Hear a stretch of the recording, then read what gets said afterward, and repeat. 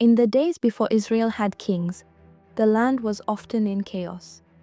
The Israelites were God's chosen people, but their story was one of cycles: faithfulness followed by rebellion, blessings followed by oppression. It was during one of these dark periods, under the harsh rule of King Jabin of Canaan, that God raised up a remarkable leader, Deborah, a prophetess and judge.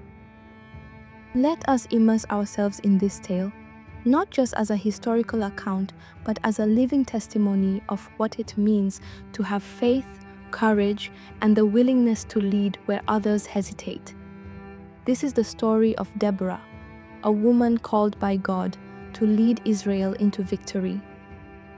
The spiritual condition of Israel had deteriorated.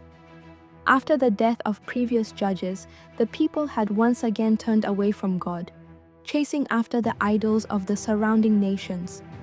Their disobedience had opened the door to oppression by King Jabin, a cruel ruler who dominated Israel through his powerful military commander Sisera. Sisera's army was terrifying, an imposing force with 900 iron chariots. These chariots were the ancient equivalent of tanks, rolling over any resistance with ease.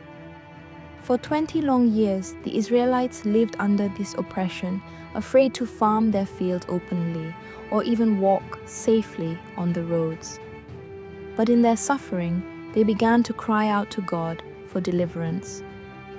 Here's something to consider. How often do we wait until life becomes unbearable before turning to God? Israel's story reminds us that God is always ready to intervene, but He also waits for His people to acknowledge their need for Him. Do we call out to Him in our struggles, or do we try to handle everything on our own? In the midst of this turmoil, Deborah rose as a judge and prophetess, a rarity in the patriarchal society of ancient Israel. She held court under a palm tree, a significant location where people would come to her for wise counsel and fair judgment. Her wisdom and connection with God made her a trusted leader among the people. But Deborah was not just a judge, she was also a prophetess. This meant she received direct messages from God, making her a spiritual leader as well as a civic one.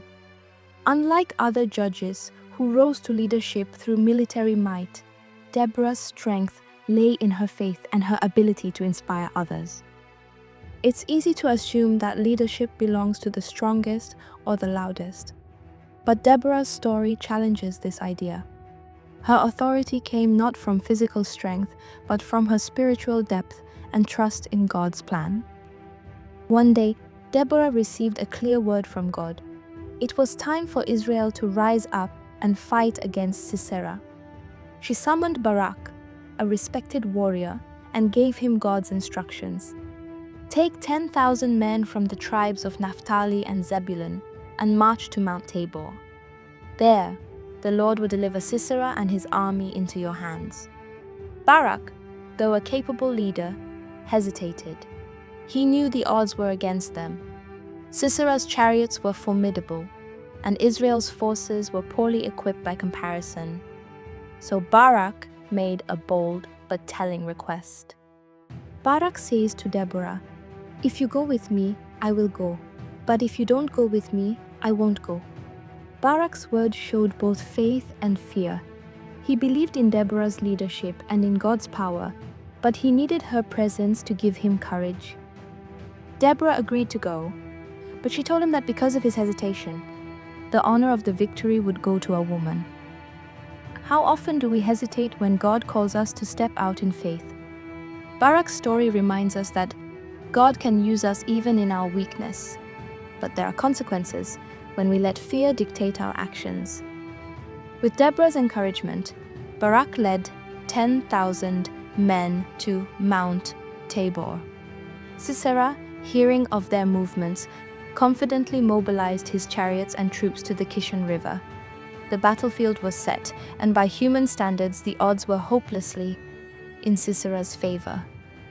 But God had a plan. As Barak's forces charged down the mountain at Deborah's command, a sudden storm unleashed torrential rain. The ground turned to thick mud, rendering Sisera's iron chariots useless. Panic spread through the Canaanite army, as the Israelites, emboldened by God's intervention, overwhelmed them. Sisera, fleeing on foot while his army is destroyed. This miraculous victory was a clear reminder of God's power. It wasn't Israel's strength or strategy that won the day. It was God fighting on their behalf. Meanwhile, Sisera fled on foot and sought refuge in the tent of Jael, the wife of Heber the Kenite. She offered him milk and a blanket as she attended to his wounds. Thinking he was safe, he let his guard down. But Jael, recognizing the opportunity to end Israel's oppression, acted decisively while Sisera slept, fulfilling Deborah's prophecy that a woman would claim the honor of victory. Jael's story is one of boldness and discernment. Sometimes, taking a leap of faith requires courage to act decisively, even when it's uncomfortable or risky. After the victory, Deborah and Barak composed a song of praise, recorded in Judges 5. This song celebrated God's power, the bravery of Israel's warriors, and the decisive roles of both Deborah and Jael. It was a reminder to the nation of who truly delivered them from their enemies.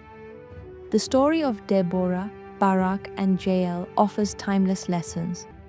It challenges us to trust God's plan, even when it defies human logic.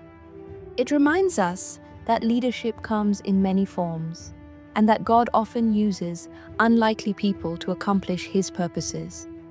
Deborah's faith, Barak's obedience, and Jael's courage all played a part in this incredible victory.